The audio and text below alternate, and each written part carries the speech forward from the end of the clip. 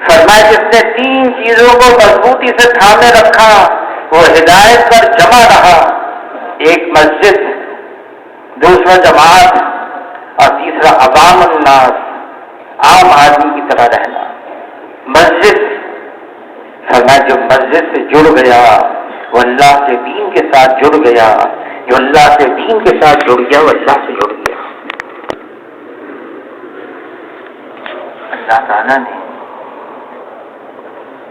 اپنی ذات اقدس سے فائدہ اٹھانے کے لیے ہمیں دین مرحمت فرمایا ہے۔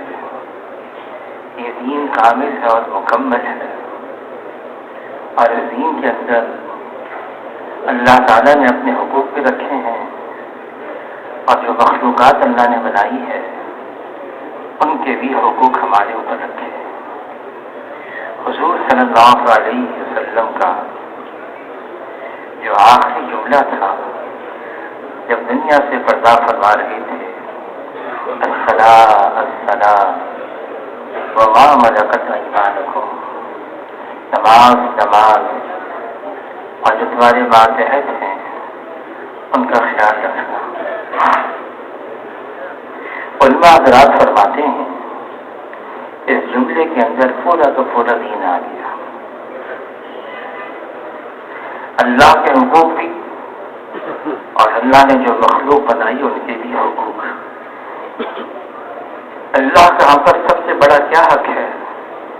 یہ ہمارا خالق ہے، مالک ہے، رازق ہے، پالنہار ہے، ہمارا حاجت روا ہے، ہماری ہر مشکل کو آسان کرنے والا ہے۔ اس کا ہم پر سب سے بڑا حق کیا ہے؟ سب سے بڑا اللہ کا حق یہ ہے ہم اس کی عبادت کریں اور پھر اللہ کے ساتھ کسی کو شریک نہ کریں۔ اللہ کی عبادت کرنا ہماری دنیا میں آنے کا مقصود یہی ہے، وَمَا خَلَقْتُ الْجِنَّ وَالْإِنسَ إِلَّا لِيَعْبُدُونِ۔ اللہ نے جن اور انس کو اپنی عبادت کے لیے بنایا ہے۔ عبادت یہ خالی چند ایسی چیزیں نہیں ہیں جیسے نماز ہے، روزہ ہے، حج ہے، زکوٰۃ ہے، اس پر موقوف نہیں ہے عبادت، بلکہ عبادت تو 24 گھنٹے کی زندگی اس طرح سے گزاری جائے ہمارا خالق اور مالک ہم سے راضی ہو جائے۔ اور عبادت کیسے کریں؟ ان تعبد اللہ کأنک تراہ فإن لم تکن تراہ فإنہ یراک۔ ایسی عبادت کرو اللہ کی جیسے تم آنکھوں سے اللہ کو دیکھ رہے ہو، اور اگر یہ کیفیت نہیں بنتی اللہ تو تمہیں دیکھ رہے ہو۔ ہر وقت اللہ کا استعداد رہنا، اللہ کا دھیان رہنا کہ میرا اللہ مجھے دیکھ رہا ہے، یہ تو کم سے کم بات ہے، ورنہ میں اللہ کو دیکھ رہا ہوں۔ علی رضی اللہ تعالیٰ عنہ فرماتے ہیں اگر میرے اور اللہ کے درمیان کے پردوں کو ہٹا دیا جائے تو میرے ایمان میں ذرے برابر کا اضافہ نہ، میں تو اب بھی ایسا ہوں جیسے ان آنکھوں سے اللہ کو دیکھ رہا ہوں، اور باقی ان کا یہ حال بن گیا تھا۔ اللہ کی عبادت کرنا اور پھر اللہ کے ساتھ کسی کو شریک نہ کرنا۔ وہ خالق ہے، مالک ہے، رازق، وہ ایک ہے، اکیلا ہے، یکتا ہے، تنہا ہے۔ اللہ کا کوئی ثانی نہیں، اللہ کا کوئی سانجی نہیں، اللہ کا کوئی ساتھی نہیں، اللہ کا کوئی متوازی نہیں، اللہ جیسا کوئی نہیں، وہ وحدہ لا شریک لہ ہے۔ وہ اپنی ذات میں بھی یکتا ہے، وہ اپنی صفات میں بھی یکتا ہے۔ اللہ تعالیٰ خالق ہے اور باقی سب مخلوق ہیں، اللہ بنانے والے ہیں اور باقی سب بنی ہوئی ہے۔ جیسے ساری مخلوق وجود میں آنے کے لیے اللہ کی محتاج، ایسے ہی یہ ساری مخلوق استعمال ہونے میں بھی اللہ کی محتاج ہے۔ سب اللہ اللہ کے محتاج ہیں اور اللہ کو کرنے میں اپنی مخلوق میں سے کسی وقت بھی کوئی احتیاج نہیں ہے. جو مخلوق چاہے گی وہ نہیں ہوگا. مخلوق کا چاہنا محض چاہنا ہے. جو اللہ چاہیں گے وہ ہوگا اور اللہ کی چاہت ہر چیز پر غالب ہے. کسی سے کچھ نہیں ہوتا اور اللہ سے سب کچھ ہوتا ہے. آدمی کا یقین یہ پختہ بن جائے, نگاہ صرف اللہ پر جگی رہے, کیسے ہی حالات کیوں نہ آئیں اللہ سے نگاہ ہٹنے نہ پائے. حالات کیسے بن جائیں. مخلوق کی کیا حیثیت ہے اللہ کے سامنے.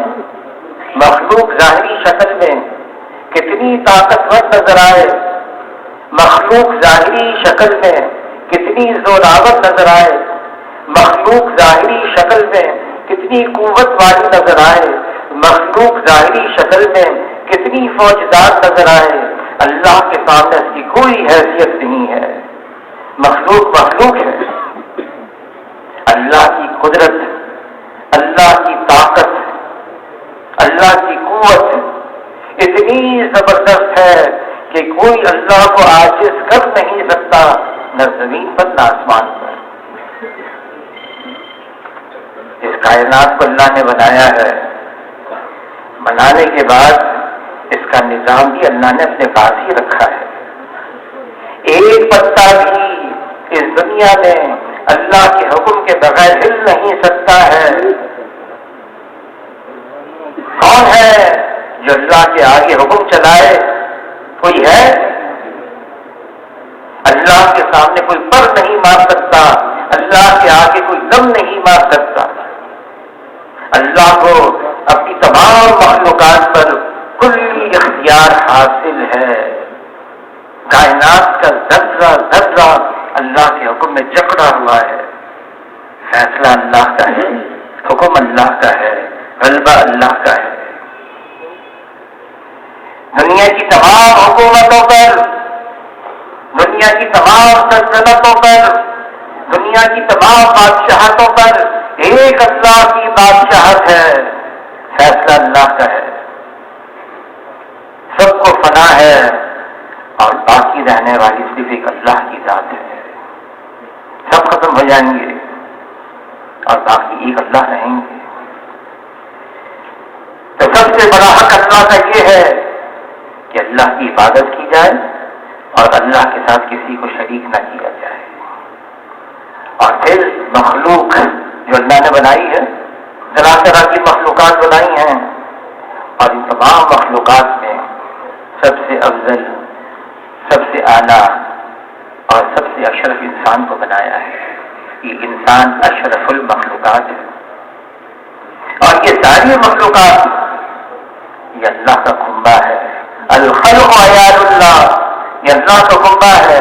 اور اللہ کو اپنے کنبے میں سب سے پسند وہ ہے جو اللہ کے کنبے کے ساتھ محبت کرے اور اللہ کے کنبے کے ساتھ خیر خواہی کرے.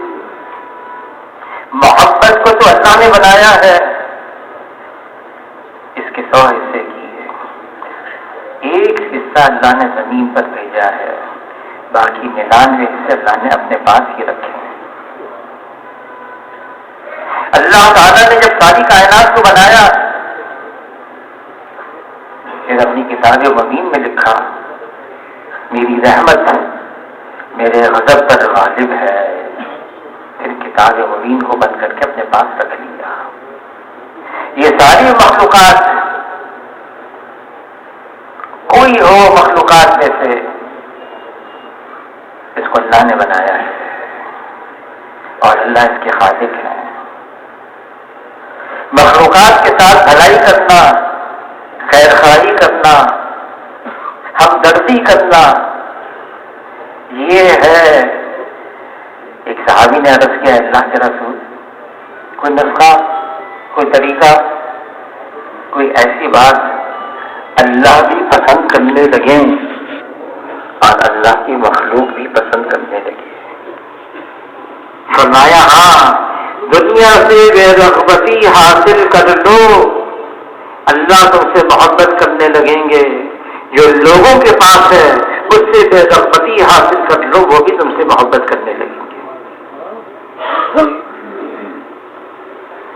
مخلوقات پھر انسان، ان کا ہم پر سب سے بڑا حق یہ ہے، کسی مخلوق کو کم تر نہ سمجھو، حقیر نہ جانو۔ ابو بکر رضی اللہ تعالیٰ مسلمانوں کے بارے میں فرماتے ہیں، کسی مسلمان کو حقیر نہ جانو کہ صغیر مسلمان بھی اللہ کی نگاہ میں کبیر ہے۔ اور کسی نے کہا، ظاہر نگاہ کم سے کسی رند کو نہ دیکھ، کیا جانے اس کریم کو تو پسند ہے کہ وہ۔ اپنے آپ کو اوروں سے اچھا سمجھنا، بہتر سمجھنا۔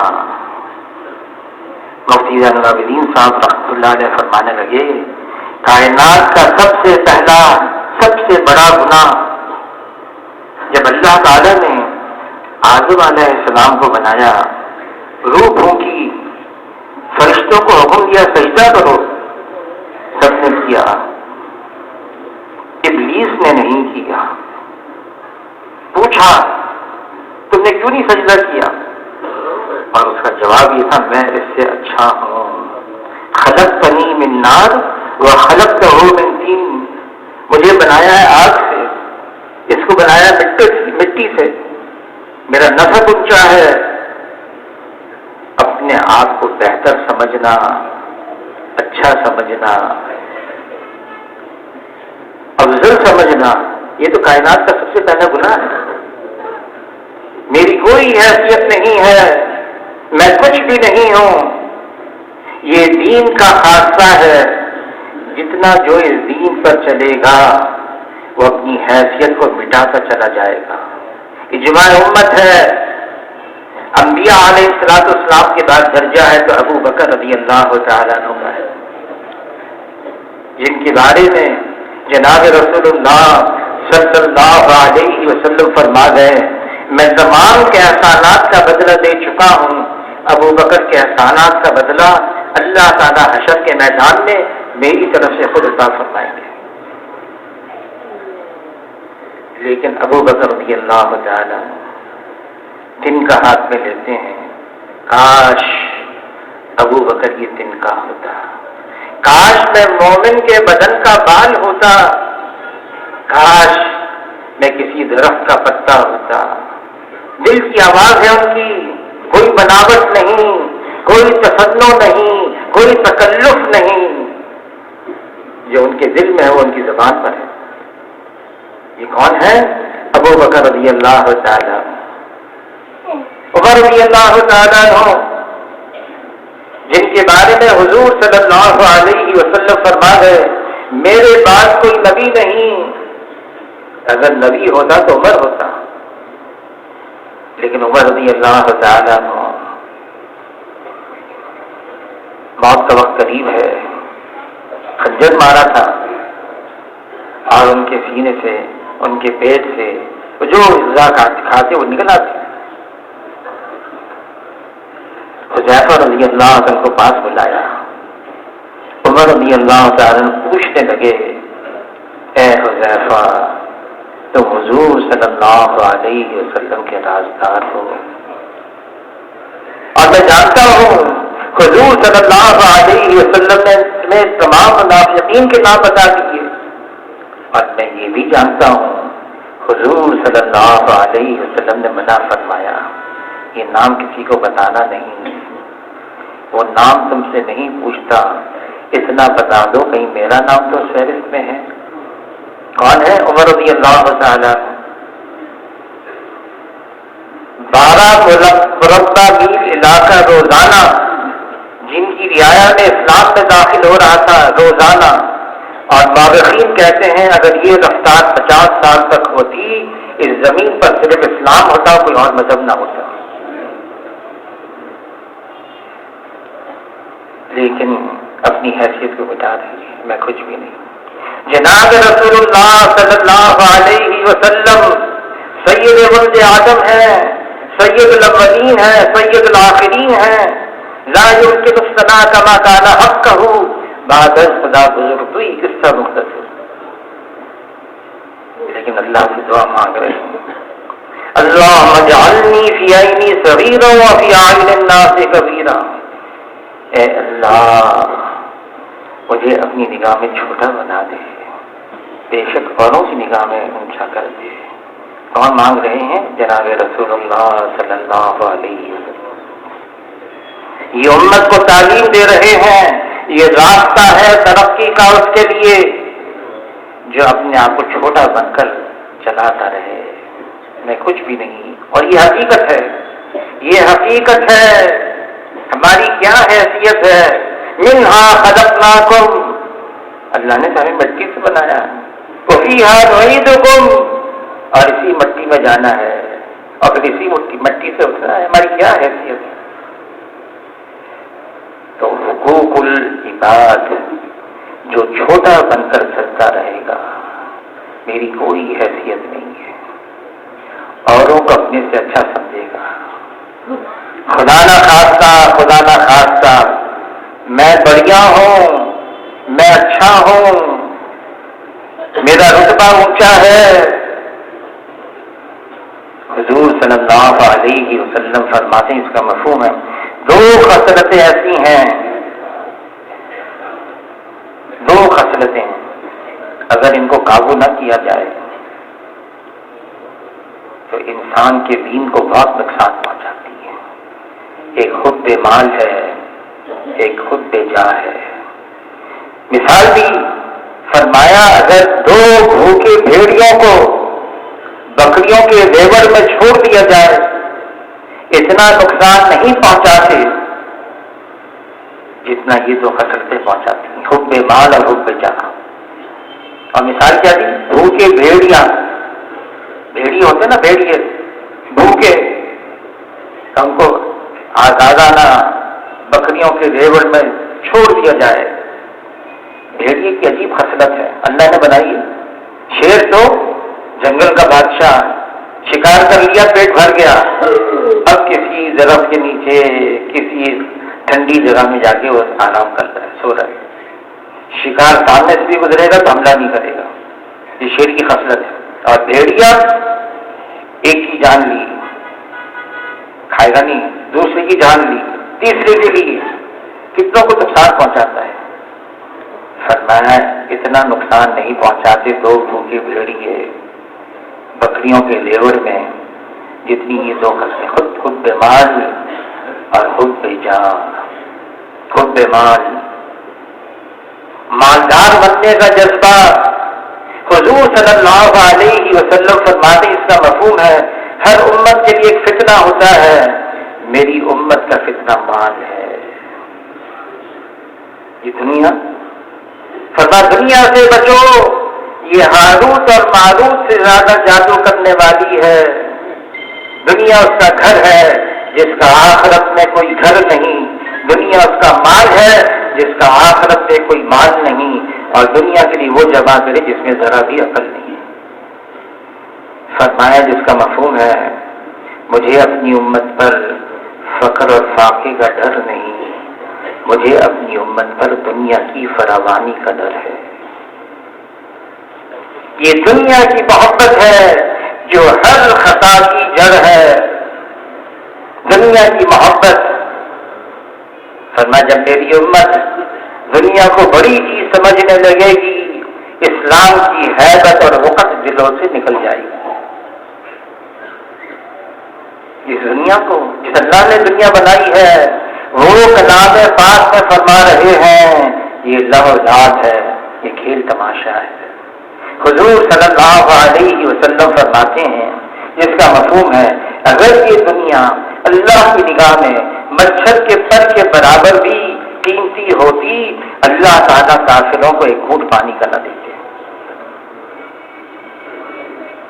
حضور صلی اللہ علیہ وسلم نے خبر دی ایک وقت آنے والا ہے میری امت پر جیسے بھوکے کھانے سے ٹوٹ پڑتے ہیں یہ غیر میری امت سے ٹوٹ پڑیں گے. صحابہ کرام حیران، اے اللہ کے رسول کیا اس وقت مسلمان تعداد میں بہت تھوڑے رہ جائیں گے؟ فرمایا نہیں، تعداد میں ہوں گے بہت زیادہ، بہت زیادہ، لیکن ان کی حیثیت سمندر کے جھاگ کی یا سیلاب کے تنکوں کی طرح ہو جائے گی۔ سمندر کا جھاگ، جس نے سمندر دیکھے نا، لہریں اٹھتی ہیں، پھر کنارے پر آتی ہیں، جب کنارے سے ٹکراتی ہیں لہریں جھاگ بن جاتی ہے، پھر دوسری لہر آتی ہے، اس جھاگ کو یہاں سے وہاں لے جاتی ہے، پھر تیسری لہر آتی ہے، پھر اس جھاگ کو ادھر سے پھر ادھر واپس لے آتی ہے۔ یہ سمندر کی جھاگ سمندر کی لہروں کے رحم و کرم پر ہوتی ہے۔ صحابہ کرام نے پوچھ لیا، اے اللہ کے رسول ایسا کیوں ہوگا؟ فرمایا اس لیے ہوگا ان کے اندر ایک وہن کی بیماری پیدا ہو جائے گی۔ تو عرض کے اللہ کے رسول وہن کی کیا بیماری ہے؟ فرمایا حب الدنیا و کراہیت الموت، جب موت سے کراہیت اور دنیا سے محبت ہو جائے گی، دنیا کی محبت، تو ایک حب مال ہے اور ایک حب جاہ ہے۔ میں بھی کچھ ہوں، میری بھی کوئی حیثیت ہے، اور حب جاہ کی ملذت یہ حب مال سے زیادہ ہے۔ اگر رائے کے دانے کے برابر بھی دل کے اندر کبر آ گیا، بڑائی آ گئی، جناب رسول اللہ صلی اللہ علیہ وسلم فرماتے ہیں، جس کا مفہوم ہے جنت تو دور کی بات ہے، جنت کی خوشبو بھی نہیں سونگے گا۔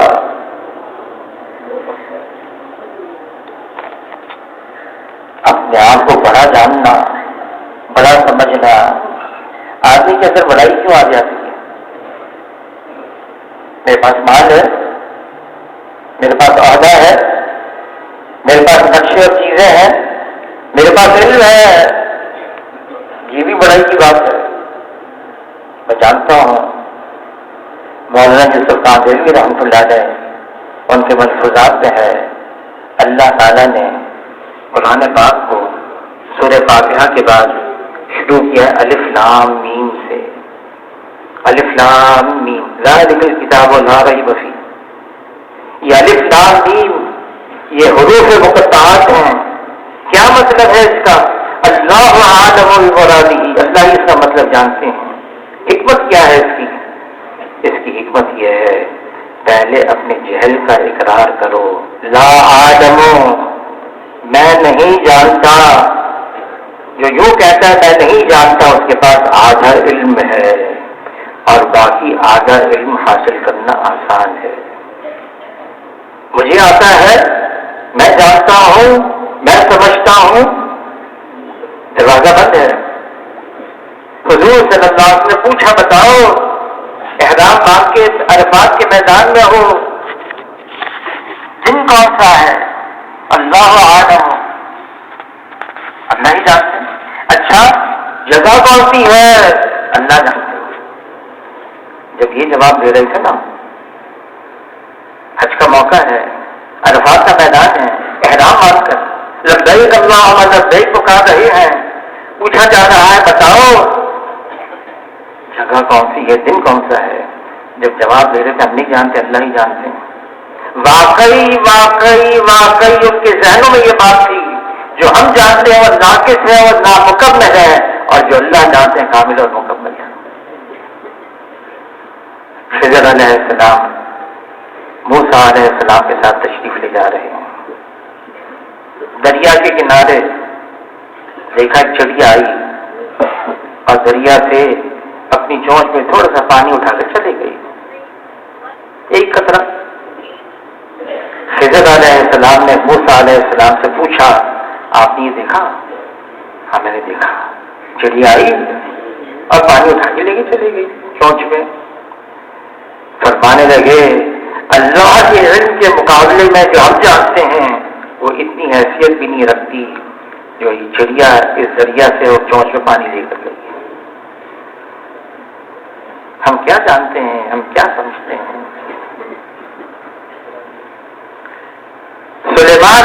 السلام نے پوچھا بلقیس کا تخت کون لے آ سکتا ہے میرے سامنے؟ عفریت جو جن سے تھا، بہت بھاری بھرکم، اس نے کہا یہ مجلس آپ کی ختم ہوگی اور تخت بلقیس کا تخت آپ کے سامنے ہوگا۔ ایک ایمان والا جس کے پاس کتاب کا علم تھا، اس نے یوں کہا پلک جھپکنے کی دیر لگے گی اور بلقیس کا تخت آپ کے سامنے ہوگا۔ اور پھر اس نے یہ نہیں کہا میرے پاس علم ہے، تھا علم اس کے پاس، اللہ نے دیا تھا۔ اس نے کیا جواب دیا؟ یہ تو میرے رب کا فضل ہے مجھ پر، ھذا من فضل ربی، یہ میرے رب کا فضل ہے، میری کوئی حیثیت نہیں ہے۔ حضور صلی اللہ علیہ وسلم صحابہ کرام سے یوں فرماتے، دیکھو میں کہیں سے آؤں تو تعظیم میں میرے لیے کھڑے نہ ہو جایا کرو۔ حضور صلی اللہ علیہ وسلم کہیں سے تشریف لا رہے ہیں، جہاں جگہ مل گئی وہاں بیٹھ گئے، صدر مقام کا کبھی کثرت نہیں فرمایا۔ ایک دفعہ تشریف لے جا رہے ہیں بقیع کی طرف، صحابہ کا مجمع ان کے پیچھے پیچھے، آواز سنی تو بیٹھ گئے۔ فرمایا میں اس بات کو پسند نہیں کرتا کہ میرے پیچھے پیچھے تم چلو، تم لوگ آگے ہو جاؤ، میں تمہارے پیچھے چلوں گا۔ امت کو تعلیم دے رہے ہیں، فرمایا جس نے 3 چیزوں کو مضبوطی سے تھامے رکھا وہ ہدایت پر جمع رہا، ایک مسجد، دوسرا جماعت، اور تیسرا عوام الناس، عام آدمی کی طرح رہنا۔ مسجد، فرمایا جو مسجد سے جڑ گیا وہ اللہ کے دین کے ساتھ جڑ گیا، جو اللہ کے دین کے ساتھ جڑ گیا وہ اللہ سے جڑ گیا۔ اور جماعت کے ساتھ مل کر رہو، اکٹھے رہو۔ ہمارے دین کے اندر اجتماعیت ہے، انفرادیت نہیں۔ ہاں انفرادی اعمال ہیں لیکن انفرادی زندگی گزارنا۔ حضور صلی اللہ علیہ وسلم صحابہ کرام کے ساتھ تشریف لے جا رہے ہیں، ایک صحابی کو دیکھا الگ چل رہے ہیں، کچھ فاصلے سے چل رہے ہیں، ان کو آواز دی، بلایا، کیا ہو گیا؟ الگ کیوں ہو گئے؟ عرض کیا اے اللہ کے رسول، لوگ چل رہے ہیں، سواریاں چل رہی ہیں، گرد اڑ رہی ہے، اس گرد سے پریشان ہو کر میں الگ ہو گیا ہوں۔ فرمایا نہیں یہ گرد نہیں، یہ جنت کی خوشبو ہے، مل جاؤ، اکٹھے ہو جاؤ۔ فرمایا جس کا مفہوم ہے جیسے اکیلی بکری کو بھیڑیا آسانی سے شکار کر لیتا ہے، انسانوں کا بھیڑیا شیطان ہے۔ مل کر رہو، اکٹھے رہو، اجتماعیت اور عوام الناس، عام آدمی کی طرح رہنا، عام آدمی کی طرح رہنا۔ کوئی منصب بھی مل گیا، کوئی عہدہ بھی مل گیا، اللہ نے دے دیا، کوئی دنیاوی نعمت بھی مل گئی، نہیں پھر بھی عام آدمی۔ ابو بکر رضی اللہ تعالیٰ عنہ خلیفہ بن گئے، خلیفہ وقت بلا فصل، امیر المومنین۔ شام کو اپنے گھر کی طرف آ رہے تھے، محلے کی بچیاں جمع تھیں، آپس میں گفتگو کر رہی تھیں، اور ابو بکر رضی اللہ تعالیٰ عنہ ان کی گفتگو میں انہوں نے سنا۔ وہ یوں کہہ رہی تھی بچیاں محلے کی، ابو بکر تو بن گئے خلیفہ، ہماری بکریوں کا دودھ کون نکالے گا؟ ابو بکر رضی اللہ تعالیٰ نے سنا اور فرمایا پہلے بھی ابو بکر نکالتا تھا اور ابھی بھی ابو بکر نکالے گا۔ بچیوں سے کہا جاؤ اپنی بکریوں کو لے کر آؤ۔ وہ بچیاں گئیں، بکریاں لے کر آئیں، اور ابو بکر رضی اللہ تعالیٰ عنہ خلیفہ وقت ہے، پہلا دن ہے۔ بچی سے پوچھتے ہیں تمہیں جھاگ والا دودھ پسند ہے یا بغیر جھاگ والا پسند ہے؟ بچی کہتی مجھے تو جھاگ والا پسند ہے۔ ابو بکر رضی اللہ تعالیٰ دودھ نکال رہے ہیں، زور لگایا، جھاگ بنائی، پھر بچی کی طرف متوجہ ہو کے پوچھا میں نے صحیح کام کیا ہے؟ وہ بچی کہنی ہاں صحیح ہے۔ پھر دوسری بچی لے کر آئی، پوچھا اس سے تمہیں جھاگ والا پسند ہے دودھ بغیر جھاگ والا؟ بچی کہنے لگی مجھے تو بغیر جھاگ کا پسند ہے۔ زور نہیں لگایا، بغیر جھاگ کے دودھ بنا دیں۔ اب پھر بچی سے پوچھا میں نے صحیح کام کیا؟ اس نے کہا صحیح کیا۔ عام آدمی کی طرح رہنا۔ عمر رضی اللہ تعالیٰ عنہ خلیفہ بن گئے اور کس رفتار سے، تیزی سے مکران، مشرق، شمال میں ترکستان، مغرب میں سارا مراکش، بحر اوقیانوس، جنوب میں افریقہ۔ کسی نے کہہ دیا اے عمر تمہاری وجہ سے دین چمک گیا۔ فرمایا نہیں، یہ دین ہے جس کی وجہ سے عمر چمکا ہے۔ جمعے کی نماز پڑھانے کے لیے آئے، دیر ہو گئی۔ عمر رضی اللہ تعالیٰ عنہ سارے مجمع سے معذرت کی اور کیا دیر اس لیے ہو گئی، ایک ہی جبہ ہے، دھوتا ہوں، خشک ہوتا ہے، پہن کر آتا ہوں، حفظ معمول میں نے اس کو دھویا، اس کے خشک ہونے میں دیر ہو گئی، مجھے بھی دیر ہو گئی۔ اور کھڑے ہو گئے خطبہ دینے کے لیے۔ سامنے جو بیٹھا ہوا تھا وہ پیوند گننا شروع کر دیے۔ 12 پیوند تھے اور ایک پیوند چمڑے کا تھا۔ کون ہے؟ عمر رضی اللہ تعالیٰ عنہ۔ عام آدمی کی طرح رہنا، کوئی حیثیت نہیں چاہتا، لوگ میری تعظیم کریں، میری عزت کریں، میری واہ واہ ہو جائے۔ یہ دین کا تقاضا یہی ہے، عاجزی، انکساری، تواضع۔ حاجی امداد اللہ مہاجر مکی رحمۃ اللہ علیہ فرماتے ہیں کہ اتفاق کی بنیاد عاجزی، انکساری، تواضع ہے۔ عاجزی، تواضع، انکساری۔ علم یہ تو آدمی کے اندر عاجزی پیدا کرتا ہے۔ جس درخت کی ڈالی پر، ٹہنی پر پھل لگے ہوتے ہیں، وہ ڈالی، وہ ٹہنی جھک جاتی ہے، اکڑ کر نہیں رہتی، پھل لگ گیا اس میں۔ حاجی صاحب، حاجی عبدالوہاب صاحب رحمۃ اللہ علیہ کے ساتھ سنانے لگے کہ جب دارالعلوم کے اندر مسائل ہو گئے، کسی نے کہا مولانا حسین احمد مدنی رحمۃ اللہ علیہ کو ذمہ داری دے دیں۔ ذمہ داری دے دی، اور آدمی کو کوئی ذمہ داری مل جاتی ہے نا، ہاں نفس ہے آدمی کا۔ ایک بزرگ گزر رہے تھے، بچے کھیل رہے تھے، فٹ بال کھیل رہے تھے، فٹ بال لاتے مارتے اس کو، سب کو جمع کیا، روک لیا کھیل، بچوں کو بلایا، بھائی اس کو لاتے کیوں مارتے ہو؟ یہ تو کھیل ہے ہمارا، کھیل ایسے ہی ہوتا ہے، اس کو لاتے مارتے ہیں۔ نہیں میں بتاؤں کیا، اس کے دماغ میں ہوا بھر گئی ہے جب ہی لاتے مارتے ہیں۔ مولانا حسین احمد مدنی رحمۃ اللہ علیہ، ایک دیہاتی آیا، اور دیہاتی آ کر پوچھنے لگا مدنی جی کہاں ہیں؟ کہ وہ تو شب جمعہ ہے، ان کا معمول ہے، دیہاتوں میں جاتے ہیں آس پاس میں، اور پھر وہاں پر تعلیم بھی دیتے ہیں، تبلیغ بھی کرتے ہیں، لوگوں کو سمجھاتے ہیں، سکھاتے ہیں۔ پھر اگر کبھی کبھی رات اگر جلدی ہو جاتی ہے تو آ جاتے ہیں۔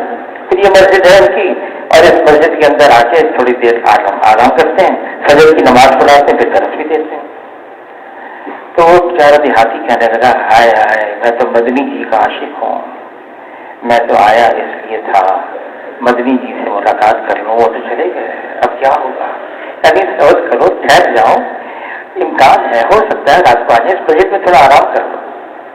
مسجد پہ چلے گئے، رات ہو گئی، مسجد کا دروازہ کھلا، ارے کون؟ تو مجھے حسین احمد کہتے ہیں۔ اچھا یہ بتانا تو مدنی جی کا عاشق ہوں، مدنی جی یہاں پر آئیں گے رات کو؟ ہاں ہاں کیوں نہیں آئیں گے، رات میں آئیں گے، فجر کی نماز پڑھائیں گے اور درس بھی دیں گے. تو بڑا اچھا آدمی ہے، دیہاتی آدمی تھا. ایک کام تو کر، مجھے کہیں سے ہوکر لے کر آ جا. اب ہوکر لے کر آ گئے. اب ہوکر، ارے تو بہت سیدھا سادہ آدمی، اس میں تو انگاری بھی ہوتے ہیں، تمباکو بھی ہوتا ہے، پانی بھی ہوتا ہے، سب چیز لے کر آ. اب بیچارے گئے تو کچھ تیار کر کے لے کر آئے. تو بھلا آدمی ہے، بہت بھلا آدمی ہے. یہ بتا، میں تو مدنی جی کا عاشق ہوں، مدنی جی مل جائیں گے نا صبح کو؟ ہاں مل جائیں گے. اب وہ جو رات کو سویا، صبح کو دیکھا فجر کی نماز بھی پڑھا دی. وہ جی آدمی جس نے ہوکر لے کر آیا درس پر بھی بیٹھ گیا. اس کو ارے تو نے تو کہا کہ میرا نام حسین احمد ہے.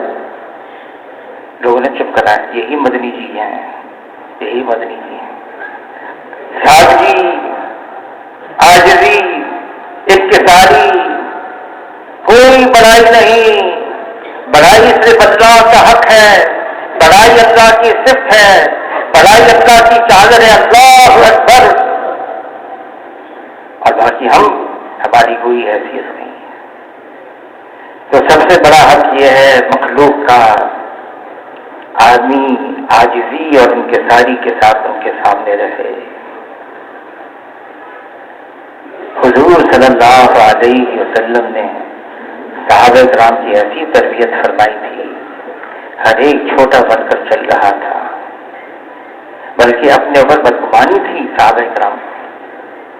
ایک تابعی ہے ابی ابو ملیکہ، فرماتے میں 30 بڑے بڑے صحابہ سے ملا ہوں، 30 بڑے بڑے صحابہ سے، اور ہر ایک کو اپنے اوپر نفاق کا گمان گزرا ہے کہ ہم کی منافق تو نہیں ہو گئے. 30 بڑے بڑے صحابہ. دوسروں کے بارے میں اچھا گمان، یہ گمان بھی عجیب چیز ہے. فرمایا اگر اچھا گمان رکھا نا اوروں کے بارے میں، حشر کے میدان میں کوئی پوچھ گچھ نہیں ہوگی. اگر بدگمانی کر لی کسی کے بارے میں، حشر کے میدان میں پوچھا جائے گا، بلکہ یوں پوچھا جائے گا جو تم نے اس کے بارے میں گمان باندھا کہ ایسا ہے یہ ایسا ہے، گواہ لے کر آؤ، ثبوت لے کر آؤ. اور جب تک ثبوت نہیں لے کر آتے جنت میں داخلہ بند ہے. اچھا گمان رکھنا. حضور صلی اللہ علیہ وسلم فرماتے اس کا مفہوم ہے ایک مسلمان دوسرے مسلمان کا آئینہ ہے. مجھے جو دوسرے میں نظر آ رہا ہے نا، یہ تو میرا عکس نظر آ رہا ہے. عکس. کسی نے کہا عمر بھر یہ بھول کرتا رہا، دھول چہرے پہ کی صاف آئینہ کرتا رہا، یہ تو میرا عکس نظر آ رہا تھا. دوسروں کی خوبیاں مولانا الیاس صاحب رحمۃ اللہ علیہ کے ملفوظات میں ہے، یہ تبلیغ کا کام ہے، اس لیے یہ خوبیوں کا لین دین ہے. دوسروں کی خوبیاں دیکھو، خامیاں مت دیکھو، کمی مت دیکھو، بلکہ منع کیا عیب جوئی سے تلاش مت کرو. اگر پتہ بھی چل جائے تو چھپاؤ، ظاہر مت کرو، اعلان مت کرو، تشہیر مت کرو، پردہ پوشی کرو. اگر پردہ دری کر دی، وعید آ گئی، عیب اٹھا دیا کسی کا، ظاہر کر دیا. حدیث پاک کا مفہوم ہے کہ اللہ بھی تمہاری پردہ دری کر دیں گے، تمہارے عیب کچھوں کو کھول دیں گے. یہاں تک کہ گھر بیٹھے رسوا کر دیں گے، بند کمرے میں کھڑکیاں دروازے سب بند، اس بند کمرے میں بھی اللہ رسوا کر دیں گے. اللہ ہم سب کی حفاظت فرمائے. اس لیے فرمایا خوبیاں دیکھو. خیر خامیاں تو ہم سب میں ہیں، کلو بنی آدم خطاؤن، ساری خطاوار ہیں. بے عیب ذات صرف اللہ کی ہے. اللہ میں کوئی کمی نہیں، کوئی کجی نہیں، کوئی خامی نہیں. اللہ تعالیٰ یکسر ہر کمی سے خامی سے پاک اور صاف ہے. سبحان اللہ. پھر اللہ نے فرشتوں کو ایسا بنایا ہے، ان کے اندر معصیت کا جذبہ ہی نہیں رکھا. انبیاء علیہ السلام معصوم عن الخطا ہیں، جو کرے نیکی ہی نیکی ہے، اور صحابہ کرام سے اللہ راضی ہو گئے، محفوظ ہو گئے۔ باقی کون بچا؟ میں اور آپ بچے ہیں۔ خامیاں بہت ہیں ہمارے اندر، اگر خامی دیکھنی تو اپنے آپ کو دیکھو، خوبیاں دیکھنی تو دوسروں کو دیکھو، اور پھر اگر کسی کی خامی نظر بھی آ گئی، یہ ہمارا بھائی ہے، اس کے اندر یہ برائی ہے، یہ برائی سے صاف ہو جائے، اصلاح کرنا ضروری ہے، لیکن اعتراض کرنا یہ منع کیا ہے۔ جب آدمی اصلاح کی فکر میں رہتا ہے، ہمدردی، خیر خواہی، محبت، الفت، بھائی سے پیار ہے، میرا بھائی اس خامی سے نکل جائے، برائی سے نکل جائے، اور اعتراض نیچے دکھانا ہے، اس کی برائی کو چھاننا ہے، نفرت، عداوت، دشمنی، یہ جذبات ہوتے ہیں اعتراض میں۔ اور ایک ہمارے بزرگ فرمانے لگے، اصلاح اور اعتراض ان دونوں کی سرحدیں قریب قریب ہیں، شیطان دھوکہ دیتا ہے۔ میں تو اس کے فائدے کے لیے کہتا ہوں، نہیں، طریقہ بتایا ہے اگر کسی کی اصلاح کرنی ہے۔ حضور صلی اللہ علیہ وسلم کے پاس ایک صحابی آئے، عرض کیا ہے اللہ کے رسول، میں اور یہ ساتھی دونوں اکٹھے آئے، مسجد کے اندر داخل ہوئے، جماعت کھڑی ہو گئی۔ اس نے کیا کیا؟ اس نے وہیں سے نیت باندھ لی، پیدل چلتے چلتے جا کے صف پہ کھڑا ہو گیا۔ حضور صلی اللہ علیہ وسلم نے اس کو پاس بلا کر پوچھا، میں بتاؤں تم نے ایسا کیوں کیا؟ تم نے اس لیے ایسا کیا، تم چاہتے تھے میں جلدی سے جماعت میں شریک ہو جاؤں، لیکن آئندہ ایسا مت کرنا، وہ تو جماعت صف میں کھڑے ہو کر ہی نیت باندھنا۔ طریقہ بتایا، کوئی غلطی کر لینا تو کیا کرتا ہے؟ ایک دیہاتی آ گیا مسجد نبوی میں، مسجد نبوی کا فرش بالکل کچا حضور کے زمانے میں، اور ایک حصہ چھپا ہوا تھا، ایک بغیر چھت کے تھا۔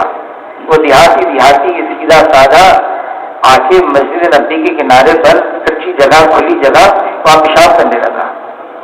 صحابہ کرام دوڑے، حضور نے ان کو منع کر دیا، نہیں، اب اس کو کچھ نہ کہو، تکلیف ہو جائے گی۔ جب وہ پیشاب سے فارغ ہو گیا، اس کو پاس بلایا۔ حضور صلی اللہ علیہ وسلم نے پوچھا، کہاں سے آئے ہو؟ اے اللہ کے رسول، فلاں جگہ سے۔ اچھا، کس لیے آئے ہو؟ یہ کام ہے میرا۔ پھر حضور نے اپنا تعارف کروایا، اللہ کا تعارف کروایا، اللہ پاک ہے، یہ جگہ اس کی عبادت کے لیے یہ بھی پاک ہے، پیشاب ناپاک ہے، تم نے پیشاب کر کی جگہ کو ناپاک کیا، دیکھنا ہم اس کو کیسے پاک کرتے ہیں۔ صحابہ سے فرمایا، جگہ کو پاک کرو، بات ختم ہو گئی۔ ایک طریقہ یہ ہے، کسی سے کوئی غلطی ہو جائے، کوئی غفلت ہو جائے، کوتاہی ہو جائے، سب اس پر ٹوٹ پڑیں، ایک طریقہ یہ ہے۔ اور ایک طریقہ وہ ہے جو حضور صلی اللہ علیہ وسلم نے بتایا ہے، کبھی بھی کسی مخاطب کی دل آزاری نہیں فرمائی حضور صلی اللہ علیہ وسلم نے، کبھی بھی، چاہے کیسے اس نے حرکت کی ہو، امت کو پیغام دیا، ضبط کرو، صبر کرو، برداشت کرو، سہ جاؤ۔ جس کو ناگواری پر برداشت کرنا آ گیا، اب دنیا کی کوئی طاقت اس کو ہرا نہیں سکتی، اس کی جیت ہی جیت ہے۔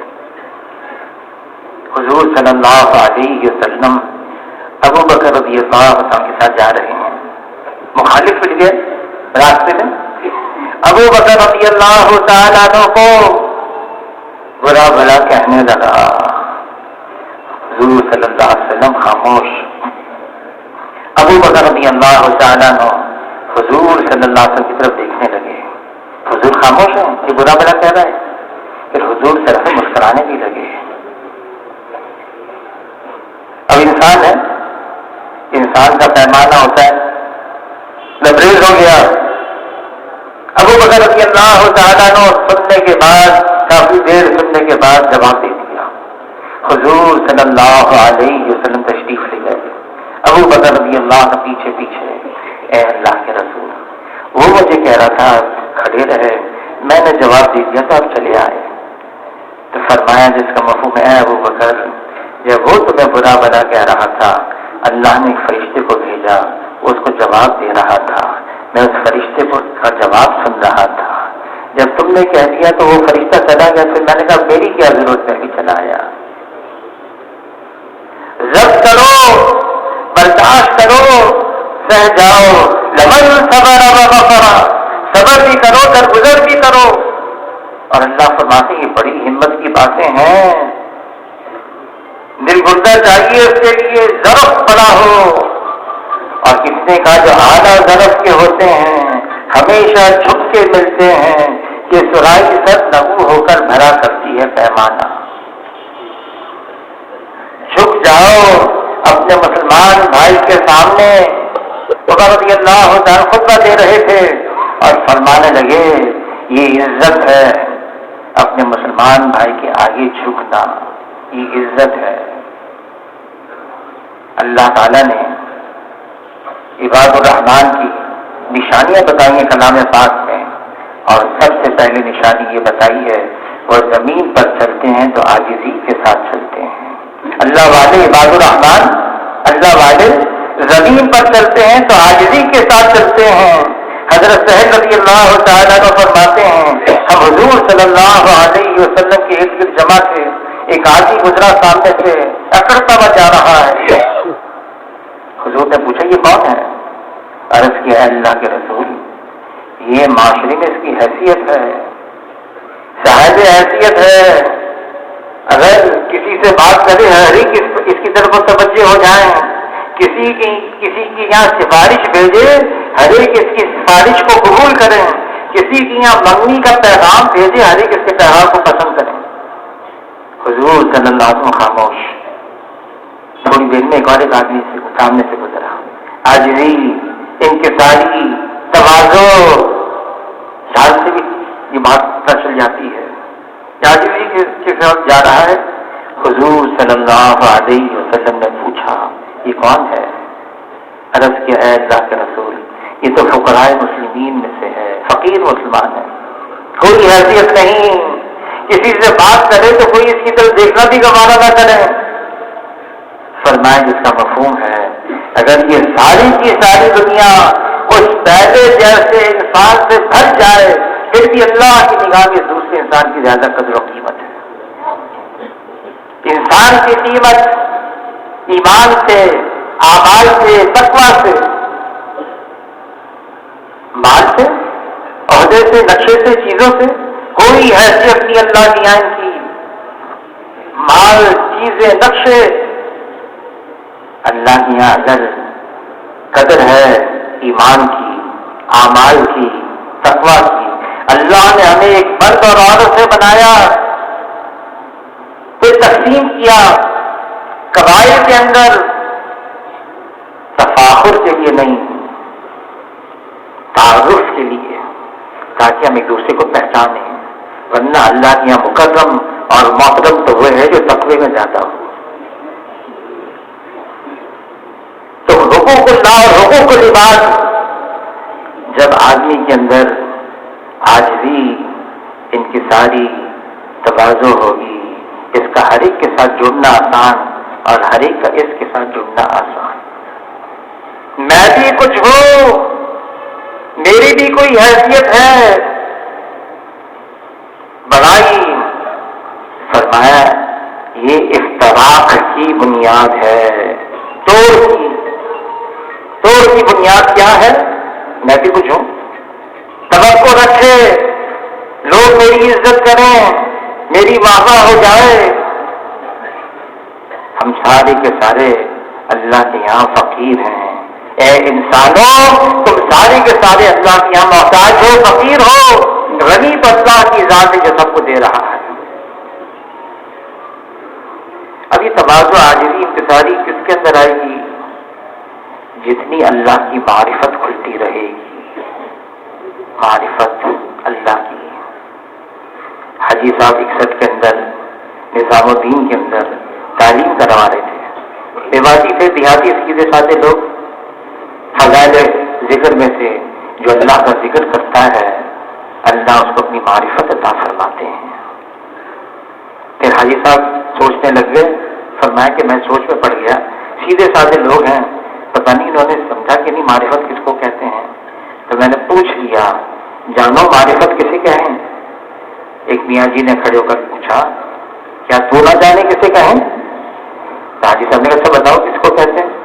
تو وہ جو ہمارے گاؤں میں ہے نا تھانے دار، اتنا تعلق ہو جائے اس سے، کوئی مصیبت، کوئی مشکل، کوئی پریشانی اس کے سامنے رکھو حل کر دے. حاجی صاحب فرمانے یہاں تم سمجھ گئے معرفت کس کو کہتے ہیں.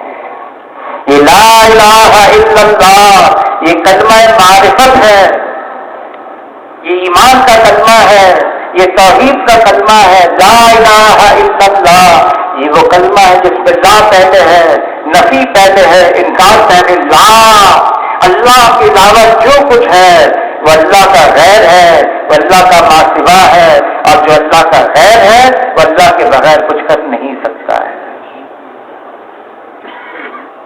لا الہ الا اللہ جب حقیقت دل میں اتر جاتی ہے پھر یہ مال کی طرف نہیں جاتا، مال والوں کی طرف نہیں جاتا. لا الہ الا اللہ کی حقیقت دل میں آ گئی، یہ نقشوں کی طرف نہیں جاتا، نقشے والوں کی طرف نہیں جاتا. جب لا الہ الا اللہ کی حقیقت آ گئی پھر یہ عہدے کی طرف، منصب کی طرف، عہدے والوں کی طرف، منصب والوں کی طرف نہیں جاتا، یہ اللہ کی طرف جاتا ہے. ماں سے زندگی نہیں بنتی، زندگی اس کی بنتی ہے جس کی اللہ بناتے ہیں. نقشے چیزوں سے کام نہیں بنتا، کام اس کا بنتا ہے جس کی اللہ بناتے ہیں. منصب عہدے ڈگری سے عزت نہیں ملتی، عزت اس کو ملتی جس کو اللہ دیتے ہیں. فَفِرُّوا إِلَى اللَّهِ، دوڑو بھاگو اللہ کی طرف جس کے قبضے قدرت میں سب کچھ ہے، جو سب کچھ کر رہا ہے. اللہ کی طرف دوڑو، اور وہ بڑا قدردان ہے، بہت قدردان ہے. جو صرف اللہ کا نام لیتا ہے کبھی محروم نہیں رہتا. مجمع میں اللہ کا نام لیتا ہے، اللہ فرشتوں کے مجمع میں اس کا نام لیتے ہیں. کوئی چھپ کے دل میں اللہ کا نام لیتا ہے، پھر اللہ بھی چھپ کے اس کا نام لیتے ہیں. جو اللہ کا ہے پھر اللہ کا. اللہ نے انسان کے اندر ایک دل رکھا ہے، یہ دل بھی عجیب بنایا ہے. فرمائے جسم کے اندر، انسانی جسم کے اندر گوشت کا لوتھڑا ہے، یہ صحیح ہو گیا، سارا بدن صحیح ہے. یہ بگڑ گیا، سارا بدن بگڑا ہوا ہے. یہ گوشت کا لوتھڑا انسان کا دل ہے. اور دل کا بندہ یہ ہے کہ اس دل میں صرف اللہ ہو اور اللہ کے علاوہ کچھ اور نہ ہو. یہ دل اللہ کی تجلی گاہ ہے. یہ دل، یہ زمین اللہ کو نہیں سما سکتی، یہ آسمان اللہ کو نہیں سما سکتا. ایمان والے کا دل ہے یہ اللہ کو سما سکتا ہے. لیکن دل میں اگر فاسد مادہ ہے، ناپاکی ہے، دنیا کی محبت ہے، اللہ تو ہر چیز سے پاک ہے، ہر عیب سے، ہر نبی سے، ہر کجی سے پاک اور صاف ہے. دل ناپاک ہے، اس دل میں اللہ نہیں آئیں گے. پہلے دل کو پاک کرنا ہوگا، دل کو پاک کرنا ہوگا. یہ تبلیغ کا کام ہے. اسی لیے اللہ کا یقین دل میں آ جائے، راسخ ہو جائے، اللہ کا ایسا قرب اور تعلق نصیب ہو جائے کہ اللہ کے غیر اور ماسوا سے بالکل فارغ ہو جائے. یہ یقینوں کی تبدیلی کا کام ہے، تبلیغ کا کام. اور اس کے لیے محنت، کوشش، مجاہدہ. خالی الفاظ سے ٹھیک ہے، الفاظ بھی بہت قیمتی ہیں، ایمان کے الفاظ بول بہت قیمتی، بہت ضروری، بہت اہم ہیں. لیکن ایمان کے بول صرف بول ہیں، یہ تو حقیقت کی طرف اشارہ کر رہے ہیں. حقیقت کچھ اور ہے. اس حقیقت کو حاصل کرنے کے لیے مشقت، محنت، مجاہدہ، قربانی ہے. نہ ہلدی لگے نہ پٹکری اور کام چوکا ہی چوکا ہو، ایسا نہیں. یہ تو قربانی ہے، صحابہ کرام نے قربانی دی. ایمان کی حقیقت مل گئی. 13 سال مکہ مکرمہ مسلسل ایمان کی محنت. پوچھا صبح کیسے کی؟ عرض کیا اللہ کے رسول ایمان کی حقیقت کے ساتھ صبح کی کیسے؟ عرض کیا میرا حال یہ بن گیا ہے، دن میں روزے کی حالت، رات کو بستر سے جدا اللہ کے سامنے قیام کرتا ہوں. پھر فرمایا میں تو ان آنکھوں سے جنت کو، جنت والوں کو ایک دوسرے کو سلام کرتے ہوئے دیکھ رہا ہوں. میں آنکھوں سے جہنم کو اور جہنم والوں کو ایک دوسرے کو لال تار کرتے ہوئے دیکھ رہا ہوں. گویا کہ اللہ کا عرش میری نگاہوں کے سامنے ہے. حضور صلی اللہ علیہ وسلم نے فرمایا اس کا مفہوم حادثہ تم وہ ہو جس کا دل اللہ نے ایمان کے نور کے ساتھ منور کر دیا. پہچانا جاتا ہے ایمان، یہ ایمان والا ہے. فرمایا میرا بہترین امتی وہ ہے جس کو دیکھ کر خدا یاد آ جائے، جس کے کلام سے علم میں اضافہ ہو اور جس کے عمل سے آخرت کا شوق پیدا ہو. فرمائیے میرا بہترین امتی ہے. ایمان جھلکتا ہے، ظاہر ہوتا ہے، پتہ چلتا ہے، لیکن خالی الفاظ، خالی بول، باطل تو ہو اپنی حقیقت کے ساتھ اور ہمارے پاس صرف الفاظ ہی الفاظ ہوں، نہیں. اس کے لیے تو حقیقت حاصل کرنی پڑے گی، محنت، مشقت، مجاہدہ. جیسے صحابہ کرام نے محنت فرمائی، نکل گئے اللہ کے راستے میں، محنت کی، جان اور مال اور اوقات کی قربانی دی. کہاں کہاں گئے آج ہم سوچ بھی نہیں سکتے. مولانا احسان صاحب کی جماعت گئی تھی 84 کے اندر اور فرمانے لگے کہ وہاں کینٹون کے اندر مسجد بھی ہمیں نظر ملی اور اس وقت 84 میں 5000 مسلمان خاندانوں آباد سے وہاں پر مسجد کے اطراف. کیسے صحابی کی یہاں قبر ہے، پہنچ گئے، صحابی کی قبر بھی وہی ہے. اور کل میں واپس آیا، مولانا احسان صاحب فرمانے لگے تحقیق کی یہ کون سے صحابی ہیں؟ پتا چلا یہ وہ صحابی ہیں جو حضور کی زندگی میں ہی نکل گئے، سمندر کے راستے سے چین پہنچ گئے، محنت کی اور پھر خیال ہوا اب واپس مدینے جا کے حضور سے ملاقات کریں. راستے میں ایک بندرگاہ وہاں اطلاع ملی کہ حضور تو دنیا سے پردہ فرما گئے. خیال آیا کہ اب واپس جا کے کیا کرنا ہے. لوٹے، چین کے اندر پھر گئے، پھر محنت کی اور وہیں ان کی قبر بنی. اور 84 میں وہ مسجد جو بنائی تھی ترکوں نے دوبارہ نئے سرے سے بنائی. فرمانے لگے اس وقت 5000 مسلمان گھرانے پھر بھی آباد تھے. محنت کی. یہ امت صرف اپنے لیے نہیں آئی ہے، یہ امت اوروں کے لیے بھی ہے. اخرجت للناس، انسانیت انسانوں کی طرف بھیجا گیا ہے، انہیں اللہ کی طرف بلانا ہے، انہیں بتانا ہے دنیا کا مقصد کیا ہے، دنیا میں کیوں آئے ہیں، یہ دنیاوی زندگی کس کے لیے ملی ہے، یہ کون ہے جو بتائے گا. اب حضور صلی اللہ علیہ وسلم کے بعد کوئی نیا نبی آنے والا نہیں ہے. ساری ذمہ داری اس امت کی ہے، امت کے ایک ایک فرد کے لیے. کوئی ہو، مرد ہو یا عورت ہو، بوڑھا ہو یا جوان ہو، عالم ہو یا غیر عالم ہو، سب کے ذمہ یہ بات ہے کہ اس دین کو ساری دنیا کے اندر عام کرنا ہے. اگر ایک آیت بھی آتی ہے اس کو بھی دوسرے تک پہنچانا ہے. یہ ہماری ذمہ داری، ہمارا کام ہے. اللہ نے ہمارے لیے جو قرآن پاک سے لفظ استعمال کیا ہے اس امت کے لیے، امت کے فرد کے لیے، هو اجتباکم، اللہ نے ہمارا چناؤ کیا ہے تمام انسانوں میں سے تاکہ حضور صلی اللہ علیہ وسلم کے امتی بنے اور اس کام کے لیے، اس مقصد کے لیے. یہ بہترین امت ہے. آئی تو سب سے آخر میں ہے، سب سے پہلے جنت میں جائے گی. حشر کے میدان میں یہ امت چلے گی. سابقہ امتیں اس امت کو دیکھ کر پوچھیں گی یہ کون لوگ ہیں، ان کو بتایا جائے گا یہ حضور صلی اللہ علیہ وسلم کے امتی ہیں۔ حیران ہو کر کہیں گے ان کے چہروں کا نور بمثل انبیاء علیہ السلام کے چہرے کے نور کے ہے۔ کیوں؟ یہ وہ کام کرتی ہے، لیکن اس امت سے کوتاہی ہو گئی، غفلت ہو گئی، بہت بڑی غفلت ہو گئی۔ جو کام ہمارے ذمہ لگا تھا ہم اس کو بھول گئے۔ اس پر تو سب سے پہلے ہم استغفار کریں، اللہ سے معافی مانگیں۔ اے اللہ سے واقعی کوتاہی ہوئی، جس کام کے لیے ہمیں بھیجا گیا تھا ہم نے دنیا کو سب کچھ سمجھ لیا۔ ٹھیک ہے یہاں کی ضروریات ہیں، یہاں کے تقاضے ہیں، لیکن دنیا کی مشغولی، دنیا کی مصروفیت، دنیا کا انہماک اس نے دھوکے میں ڈال دیا ہے۔ ہم دنیا کے لیے نہیں آئے، یہ دنیا تو ہمارے لیے بنی گئی تھی لیکن ہمیں بنایا آخرت کے لیے۔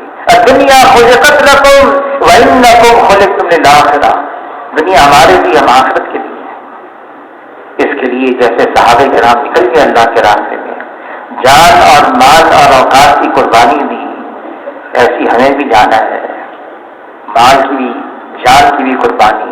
یہ عجیب بات ہے، مال بھی کہیں اور لگ رہا ہے، جان بھی کہیں اور لگ رہی ہے، اور ہم اس دھوکے میں پڑے ہوئے ہیں۔ ہم مسلمان ہیں، اللہ نے ہمارے مال کو اور جان کو جنت کے بدلے میں خرید کیا ہے۔ اب یہ مال ہمارا نہیں ہے، جان ہماری نہیں، یہ اللہ کی دی ہوئی امانت ہے، اس کو دین کے لیے استعمال کرنا ہے اور دین پر لگانا ہے۔ صحابہ کرام نے کیسے لگایا؟ ابھی ہم ترکی گئے تھے استنبول کے اندر، تو صحابی کی خبر ابو ایوب انصاری رضی اللہ تعالیٰ کیسی ہوئی، کب آئی؟ کس زمانے میں آئے جب راستوں کا بھی پتہ نہیں، نہ سامان سفر کچھ، نہ راستوں کا کچھ پتہ، اور سواریاں بھی ایسی نہیں، اور راستے میں موت کا بھی وقت آ گیا۔ جب انتقال ہونے لگا ابو ایوب انصاری رضی اللہ، 90 سال سے زیادہ عمر ان کی، تو وصیت کی جہاں میری موت آئے وہاں مجھے دفنانا نہیں، بلکہ جہاں تک میری لاش کو لے جا سکو، میری میت کو جہاں تک لے جا سکو وہاں تک لے جانا۔ کیوں؟ تاکہ حشر کے میدان میں اللہ کے سامنے کہہ سکوں اے اللہ زندہ تھا تیرے راستے میں پھرتا رہا، موت آ گئی تو میری لاش بھی تیرے راستے میں پھرتی رہی۔ اور وہ وہاں پر ترکی میں ان کی خبر ہے استنبول کے اندر نکل گئے۔ افغانی ابو ایوب انصاری رضی اللہ تعالیٰ میزبان رسول ہیں، مدینے کے رہنے والے ہیں، انصار مدینہ میں سے ہیں، قبر کہاں ہے؟ ترکی استنبول کے اندر۔ بلال رضی اللہ تعالیٰ عنہ مسجد نبوی کے مؤذن ہیں، سفر حضرت کے ساتھی ہیں، قبر کہاں ہے؟ دمشق کے اندر ہے۔ نکل گئے، پھیل گئے، اور ایسی امت کی گاڑی کو دھکا لگایا کہ اب تک یہ گاڑی چل رہی ہے۔ یہ صحابہ اکرام کی محنت کا نتیجہ ہے۔ وہ تو نکل گئے، ہمارے لیے آسانی ہے۔ شیخ الحدیث مولانا زکریا صاحب رحمۃ اللہ علیہ نے لکھا ہے اگر اس وقت کی یہ امت کا یہ حصہ صحابہ اکرام کا صرف 10واں حصہ کر لے، 10واں بس، اللہ ہمارے ساتھ وہ معاملہ کریں جو اللہ نے صحابہ اکرام کے ساتھ کیا، صرف 10واں حصہ کر لیں۔ نکل گئے جان دینے کے لیے، ہم 4 مہینے کے لیے، 40 دن کے لیے، کچھ اوقات کے لیے اللہ کے راستے میں۔ اب یہ جو کراچی کا اجتماع بھی آ رہا ہے، یہ کراچی کا اجتماع یہ ہے اسی لیے اپنی محنت کو بڑھانے کے لیے۔ ہمیں جو حضرات نے ہدف دیا ہے 4000 جماعتیں دینی ہیں، 30 جماعتیں ملکوں کے لیے، 30 جماعتیں اندرون سال کے لیے، یہ سارا اہداف اس لیے ہے ہم اپنی محنت کو بڑھائیں، روزانہ کی محنت۔ اور پھر جب سے یہ اجتماع تاریخ طے ہوئی ہے، جب سے ہمیں جماعتیں نکالنی ہیں، یہ نکالنا بہت ضروری ہے جماعتوں کو۔ مولانا ریاض صاحب رحمۃ اللہ علیہ کے پاس ایک بہت بڑے عالم آئے، آپ نے جو تبلیغ کا کام شروع کیا ہے نا، میں بھی اس کو سیکھنا چاہتا ہوں۔ تو مولانا ریاض صاحب رحمۃ اللہ علیہ فرمانے لگے یہ تبلیغ کا کام سیکھنا کوئی مشکل نہیں ہے، دیکھو سامنے وہ جو قاری جی حافظ جی بیٹھے نا، ان کے پاس جاؤ، ان کو 3 دن کے لیے جماعتیں نکلنے کے لیے تیار کرو۔ وہ گئے، دیکھا وہ جو حافظ جی تھے نا وہ تو نابینا ہے، لیکن پہنچ گئے ان کے پاس، کہا حضرت جی فرما رہے ہیں آپ کو 3 دن کے لیے جماعت میں جانا ہے. کہا حضرت جی فرما رہے ہیں؟ ہاں. تو میں تیار ہوں. واپس آئے. کہا حضرت وہ تو تیار ہوگا 3 دن کے لیے. دیکھا تبلیغ سیکھ لی آپ نے، مانے نیاز صاحب فرما رہے تو میں تبلیغ سیکھ لی، نکال نے تیار کر لیا جماعت میں نکلنے کے لیے. لیکن وہ صاحب فرمانے لگے ایک بات سمجھ میں نہیں آئی. وہ تو نابینا ہے، جب نکلیں گے انسان ہے، سارے ضروریات ہیں، مسجد میں آنا، وضو کرنا، سجدہ کرنا، سونا، کھانا، یہ کیا کریں گے، کیسے کریں گے؟ یہ تو ٹھوکرے کھائیں گے. تو مولانا الیاس صاحب رحمۃ اللہ فرمائیں گے میں یہی چاہتا ہوں کہ اللہ کے راستے میں نکل کر ٹھوکرے کھائے. جب اللہ کے راستے میں نکل کر ٹھوکرے کھائے گا، اللہ کو رحم اور پیار آئے گا، پھر اللہ ہدایت کے فیصلے فرمائیں گے. ہدایت تو صرف اللہ کے ہاتھ میں ہے. جب ہدایت کے لیے یہ ٹھوکرے کھائے گا پھر اللہ ہدایت کو عام فرمائیں گے. یہ کام ایسا ہے، مشقت، مجاہدہ، محنت، قربانی، حالات سازگار ہوں یا نہ ہوں، ان شروع حفاظوں و ثقالا، نکلو اللہ کے راستے میں، ہلکے ہو یا بوجھل ہو. یہ کام ہے اور یہ امت کے ذمہ ہے. ہمیں نکلنا ہے اللہ کے راستے میں اور اللہ کی رحمت کو متوجہ کرنا ہے. اب فرمائیں اس کے لیے کون کون ساتھی 4 مہینے کے لیے تیار ہے؟ ماشاء اللہ فرمائیں جی، اس کے لیے نام لکھائیں جی، کھڑے ہو کر نام لکھائیں.